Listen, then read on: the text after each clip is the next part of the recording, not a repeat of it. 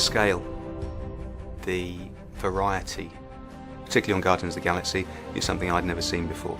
We picked up 5 characters that I knew nothing about. The casting brings a huge factor to all these characters because it's not just the face or the shape of people, it's their physicality, it's how they move. Oh, I'm sorry. I didn't know how this machine worked. For Quill, we were asked to design a number of props. We had to produce his blasters, which had a lethal round from it, which was done in CGI. He has a plasma ball, which is almost a torch that he shakes and then produces an immense amount of light, so he goes into a vault and illuminates the whole set with it.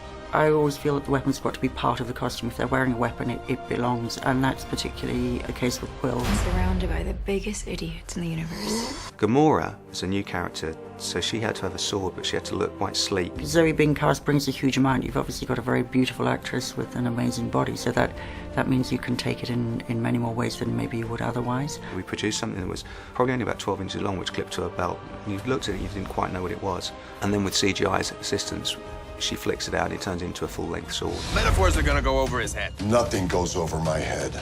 My reflexes are too fast. I would catch it. The character Drax, we had to produce a pair of swords. The challenge there was to try and find something that suited David. We had to find something that didn't look like a toothpick on him because he is huge. We went through 5 different scales for him, and eventually landing on something that was about 19 inches long, so it was governed by the length of his leg. So we had to produce scabbards which fitted into the boots. Very, very specific trousers. Very specific. As you say, we're only dressing half the body maybe, but what a body. Oh, what the hell? I don't got that long a lifespan anyway. Character Rocket is a busy little bee really, because he makes things from whatever he can find. So in this ship, so in the Milano, so he creates this Hadron Enforcer, a weapon which fires a nuclear or atomic warhead, but only explode and take out something in a 10-foot diameter.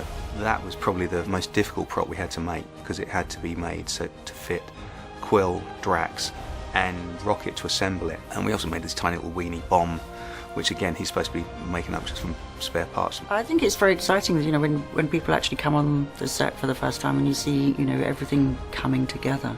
Look back at other movies that have been made in the past, and I'm sure people are going to liken to it. This is nothing like any movie that's been made.